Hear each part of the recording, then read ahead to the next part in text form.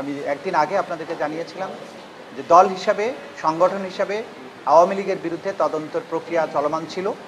তা আনুষ্ঠানিকভাবে আওয়ামী লীগের বিরুদ্ধে তদন্ত শুরু হয়েছে, তদন্ত কর্মকর্তা নিয়োগ হয়েছে এবং তারা তদন্ত কাজ খুব দ্রুতই সম্পন্ন করবেন, তারা সর্বোত্তম চেষ্টা করবেন এবং তদন্ত রিপোর্ট প্রাপ্তি সাপেক্ষে দল হিসাবে বিচারের জন্য আওয়ামী লীগের ব্যাপারেও যথাযথ ব্যবস্থা গ্রহণ করা হবে। এই পর্যন্ত আপনাদের কাছে আমাদের প্রেক্ষিতেই আবেদন আগেরই ছিল, সেটাকে যেহেতু সকল আবেদন একই সাথে নিষ্পত্তি করা সম্ভব ছিল না, ক্রমান্বয়ে এগুলো করা হচ্ছে। তো এই পর্যায়ে সেই আবেদনটাকে বিবেচনায় নিয়ে একটা কমপ্লেইন্ট রেজিস্ট্রার নাম্বার ফেলে আনুষ্ঠানিক তদন্ত শুরু হয়েছে। সুতরাং ভবিষ্যতে দলের বিরুদ্ধে যে তদন্ত হবে, দলের বিরুদ্ধে যে সমস্ত সাক্ষ্য প্রমাণ আসবে, তার মধ্যে বিদ্যমান যে সমস্ত সাক্ষ্য ইতিমধ্যে হয়ে গেছে যেগুলো, সেই সাক্ষ্য প্রমাণগুলো অন্যতম এভিডেন্স হিসেবে গণ্য হবে।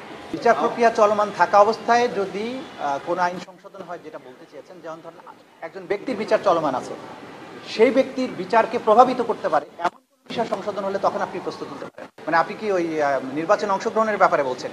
সেটা হতেই পারে, সেটা কোনো প্রভাব পড়বে না, ন্যায় বিচারের পরিপন্থীও হবে না, কারণ ইন্টারন্যাশনাল ক্রাইমস ট্রাইব্যুনালস অ্যাক্ট 1973 এটা সংবিধান দ্বারা প্রোটেক্টেড একটা আইন। সুতরাং এই আইনের রেট্রোস্পেক্টিভ ইফেক্ট আছে এবং রেট্রোস্পেক্টিভ ইফেক্ট দেওয়াটাকে আবার সংবিধান সম্মত করা হয়েছে।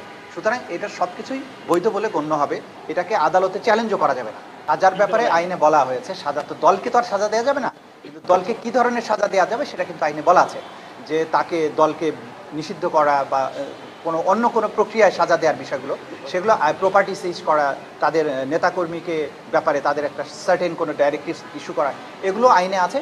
সেগুলো যখন তদন্ত রিপোর্ট আসুক, বিচারের সেই পর্যায়ে প্রবেশ করুক, তখন বিষয়গুলো নিয়ে আপনাদের সাথে কথা বলবো।